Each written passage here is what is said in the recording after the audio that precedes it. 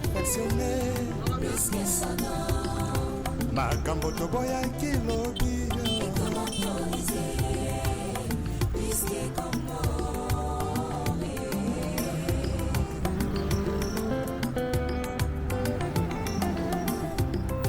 lisume koma nango perfectionné. Makambo toboyaki lobi ekomi autorisé.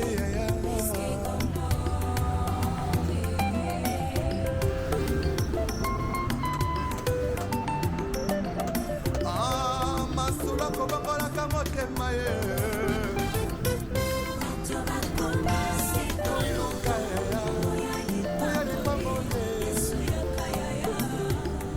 Yesu yakana yo vrema koluka lipangoli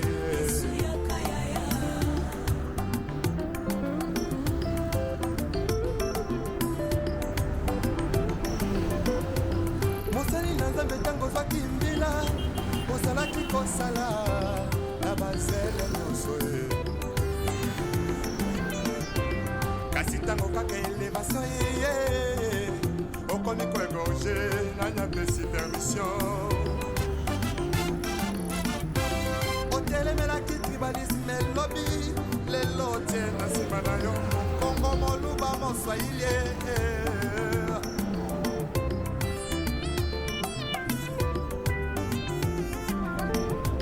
surtout jeunesse en lelo balingi kaka kibanditisme pe bavi ya kutatire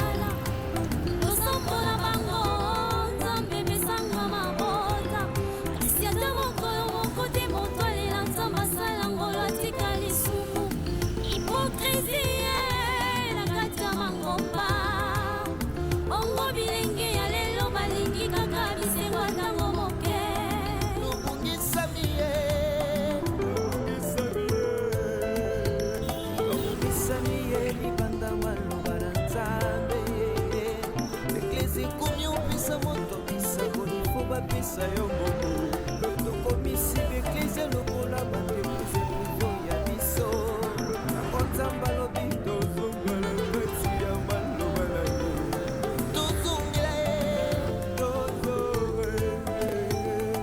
tozonga ye na maloba na nzambe oyebi malamu la trahison est une intelligence avec une sagesse avec un ennemi koma kotrahi sankutela nsima o yesu yo yesu zonga na yo oluka baboye ya yesu yakana yo lipambole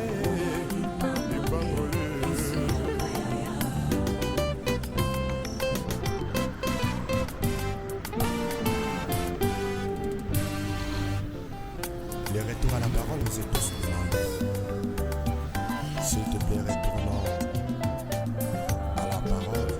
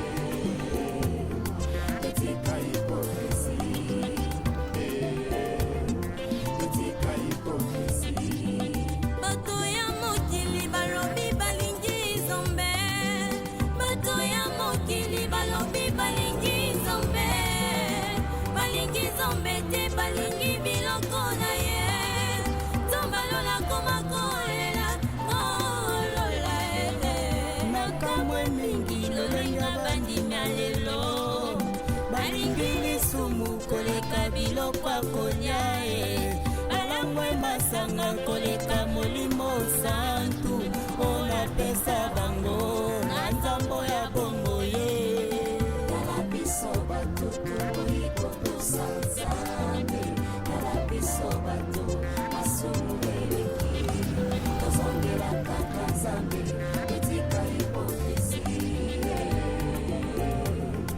etika hipokrisi bosanene tokolaka mpona nino toyebi malamu bisoko bankoye tozongela nzakomba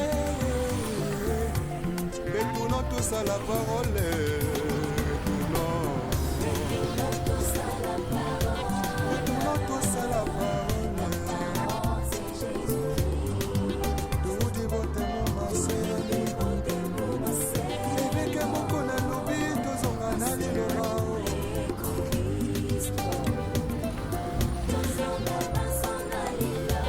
Vertication des Écritures avec le pasteur Godin Paul. Azan a raison. Tozongela liloba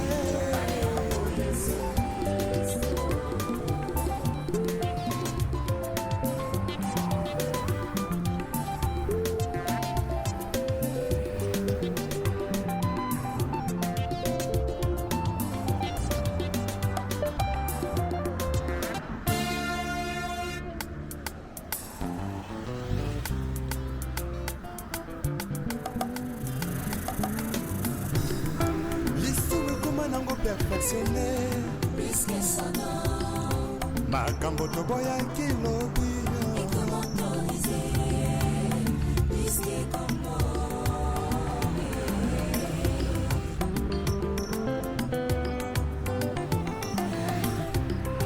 lisumu ekoma nango perfectionné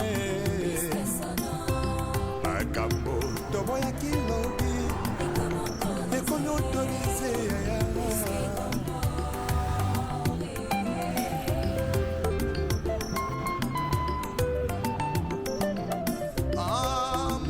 kobangolaka motema ye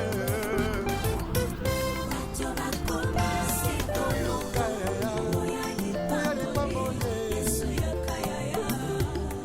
yesu yakanda yo vrema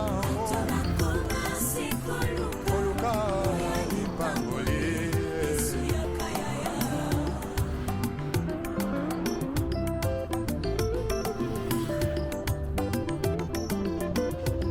mosali na nzambe ntango ozwaki mbila ozalaki kosala na bazele nyonso ye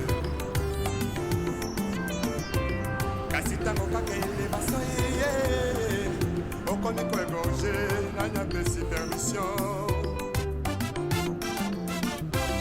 otelemelaki tribalisme elobi lelo tie na nsima na yo mokongo moluba moswahili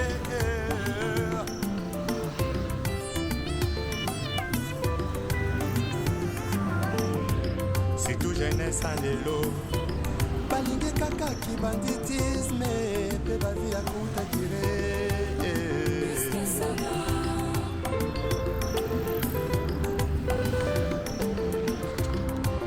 bamama ya lelo mingi na kati ya mangomba bilingi ya lelo mingi na kati ya mangomba losombo na bango nzambe bisanga libala losombola bango nzambe besanga mabota kasi ata mokolo moko te moto alela nzambe asala ngolo atika lisumu hipokrisie na kati ya mangomba bongo bilenge ya lelo balingi kaka bisengo ntango moke tobungisami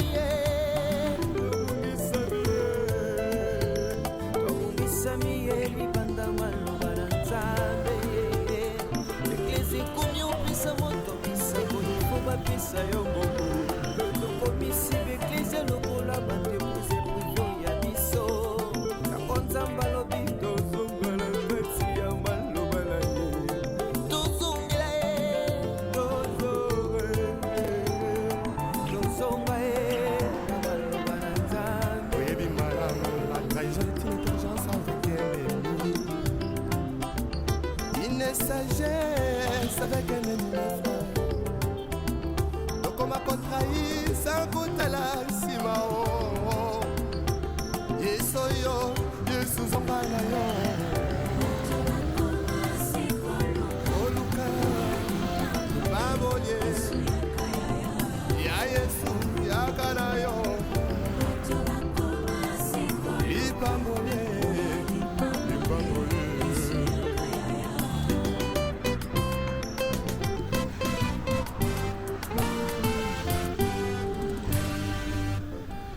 Le retour à la parole nous est tous demandé. S'il te plaît, retournons à la parole. Tala biso bato toboyi kotosanzambe. Tala biso bato masumu eleki. Tozongela kaka nzambe totika hypocrisie. Totika hypocrisie. Tala biso bato toboyi kotosanzambe. Tala biso bato masumu eleki. Tozongela kaka nzambe totika hypocrisie. Totika hypocrisie. Totika hypocrisie. Bato ya mokili balobi balingi nzambe. Bato ya mokili balobi balingi nzambe. Balingi nzambe te balingi biloko na ye. Nzambe alola koma kolela ngolola nakamwe mingi lolenga bandimya lelo. balingi lisumu koleka biloko akolia ye. balangwe masanga koleka molimo santu mpona pesa bango na nzambo ya bongo ye. Tala biso bato toboyi kotosa nzambe. Tala biso bato masumu eleki. Tozongela kaka nzambe totika hypocrisie. Totika hypocrisie. poswa meme tokolaka mpona nino toyebi malamu bisoko bankoye. tozongela nzakomba ye. Retournons tous à la parole. Retournons. Retournons tous à la parole. Retournons tous à la parole. C'est Jésus-Christ. Toudi bote mumase. Ebeke moko na lobi tozonga na liloba.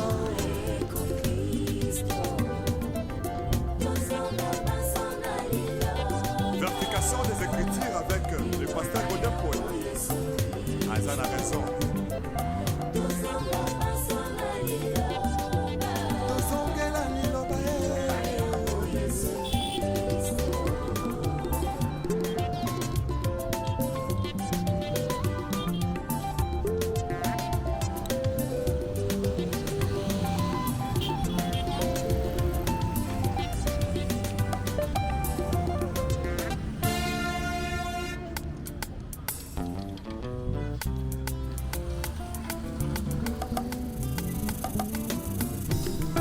lisumu ekoma nango perfectionne. Puisque son nom makambo toboyaki lobi. est comme autorisé. Puisque comme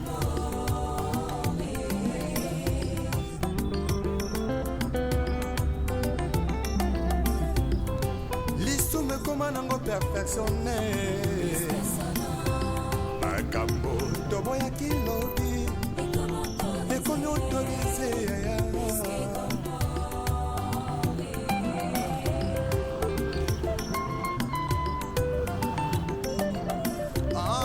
masula kobangolaka motema ye.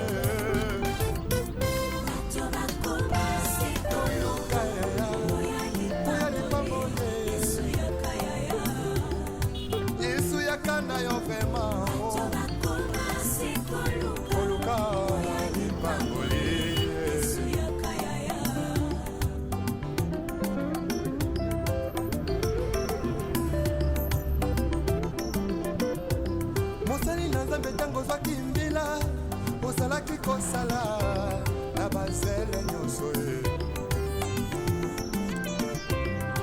ntango kaka elevation ye okomi koegorge ayapesi permission otelemelaki tribalisme elobi lelo tie na nsima na yo mokongo moluba moswahili